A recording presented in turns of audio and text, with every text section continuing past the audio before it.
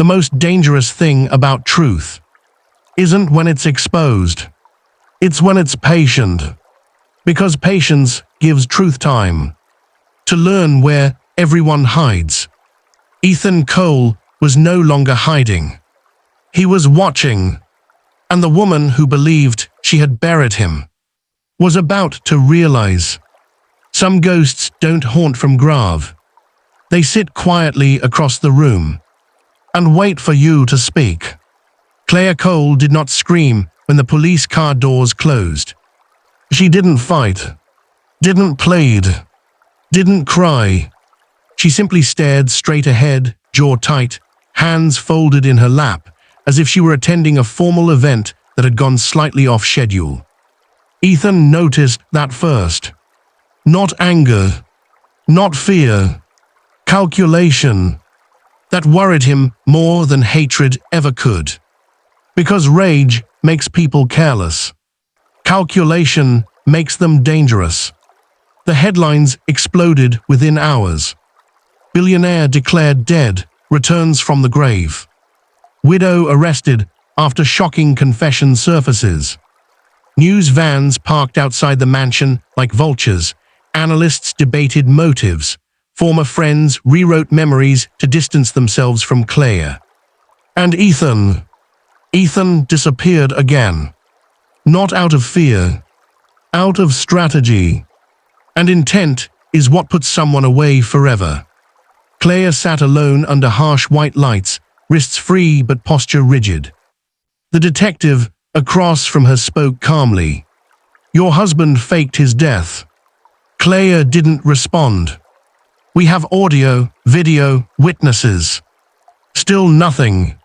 You want to explain why you told someone, and I quote, I helped fate a little. Claire finally looked up and smiled. A small smile. Almost amused. You think this is about him? She asked softly. The detective paused. Claire leaned back.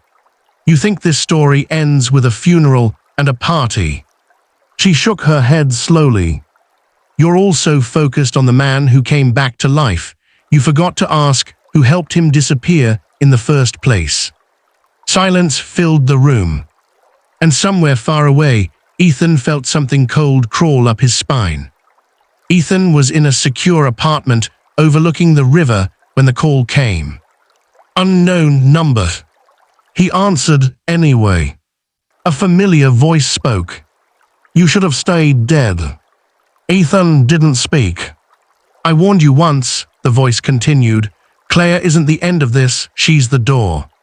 The line went dead. Ethan stood still. Because only one person had ever spoken to him like that. Someone he hadn't seen in years. Someone who knew how his world truly worked. Someone who helped him build it. His name was Victor Hale. Former strategist, former fixer, former shadow. Victor was the man companies called when problems couldn't be solved legally, but needed to be solved permanently. Ethan had cut ties years ago.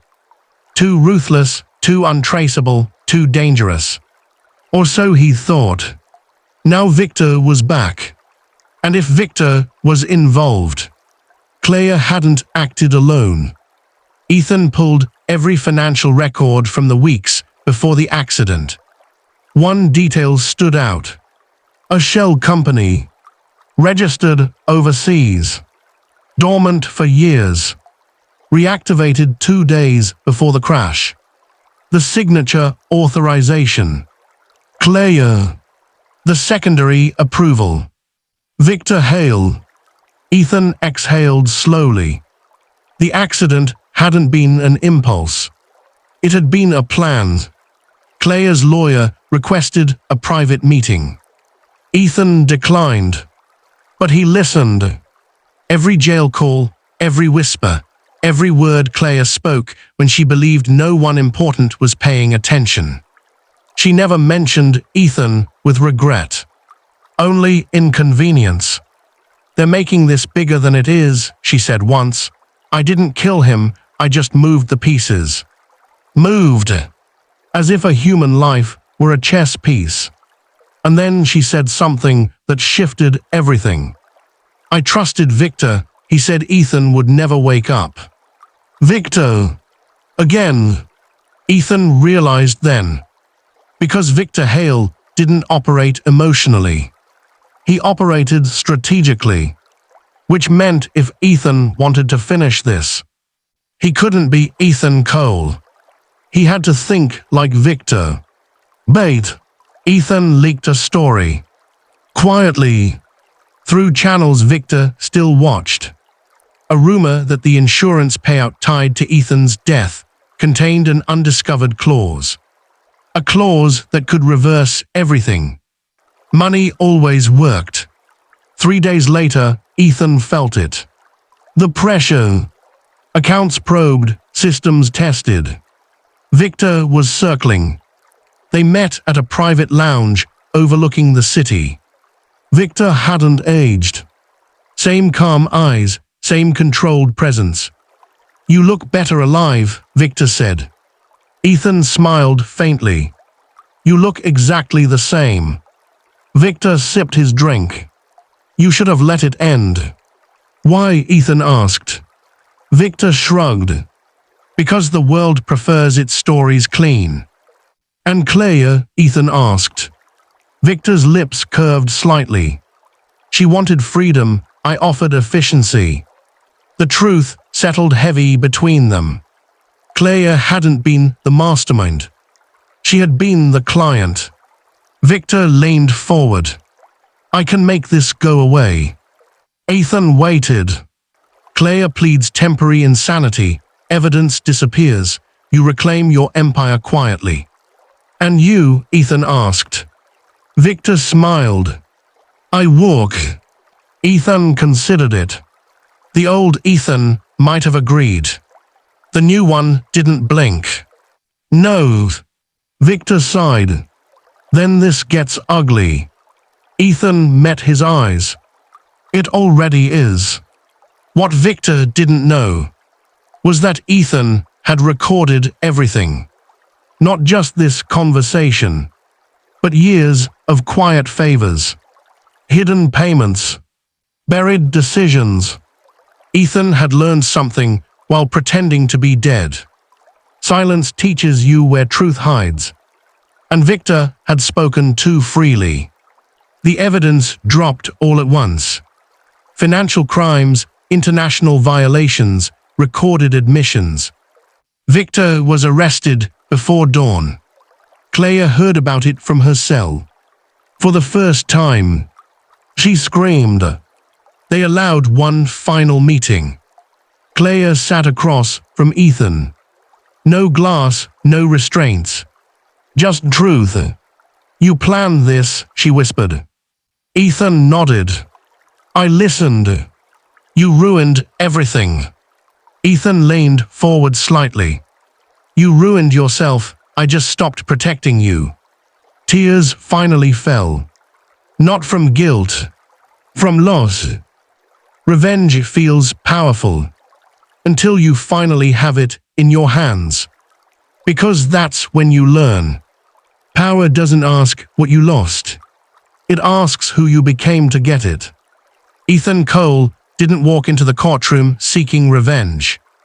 He walked in to see if the truth was enough. The courthouse steps were lined with cameras before sunrise. Reporters stood shoulder to shoulder, voices low but hungry. Analysts rehearsed opinions that would change by nightfall. True crime podcasts went live.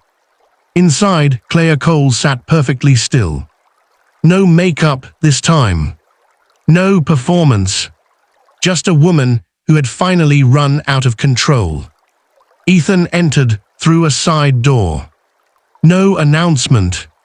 No spectacle. The man who had once owned headlines now avoided them.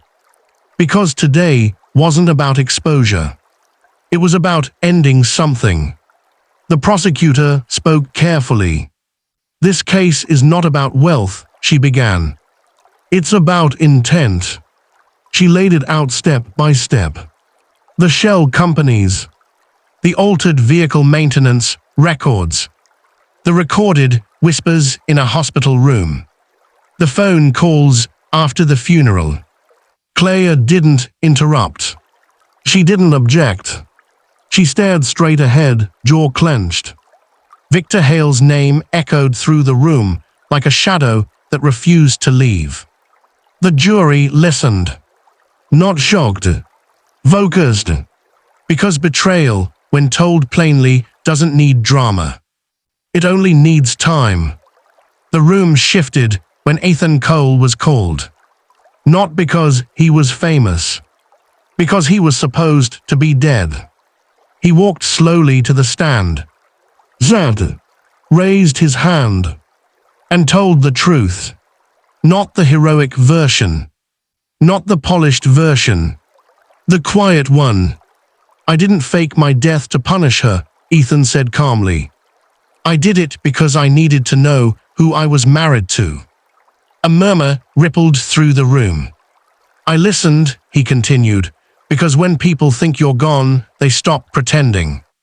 The prosecutor asked softly, "And what did you hear?" Ethan looked directly at Claire. That my life had become an obstacle. Claire finally looked at him. Not with anger, with something closer to fear. Claire's attorney stood. "We don't deny mistakes," he said, "but intent to kill requires certainty, and certainty doesn't exist here." He turned toward Ethan. "You survived, you benefited, you orchestrated events after." Ethan didn't react. The lawyer pressed on. "You gained control again, power, sympathy." Ethan leaned forward slightly. "No," he said quietly, "I lost the illusion that love protects you." The courtroom fell silent, because everyone understood that loss. No one expected it. Claire stood. Her attorney whispered urgently, but she ignored him. "I want to say something." The judge hesitated, then nodded. Claire faced the jury. "I didn't wake up one day wanting him dead," she said evenly. "I woke up knowing I was invisible." She glanced at Ethan. He loved control, he loved order, and somewhere in that I disappeared. Her voice cracked once. Just once. I didn't push him, I just stopped stopping what was already coming. Ethan closed his eyes. Not in pain. In understanding. But understanding didn't erase consequence. The jury deliberated for 7 hours. When they returned, no one breathed. On the charge of conspiracy to commit murder. Guilty. Claire's shoulders dropped. Not in shock. In release. As if the fight had finally ended. Victor Hale's verdict followed shortly after. Guilty on all counts. The shadow was gone. Claire was sentenced to 25 years. No early parole. No special consideration. As they led her away, she turned once. "Was it worth it?" she asked Ethan softly. Ethan didn't answer immediately. Then, "Yes," he said, "because now the truth doesn't belong to either of us." She nodded and walked away. The world expected Ethan to reclaim everything. The mansion, the boardroom, the empire. He didn't. He sold most of it.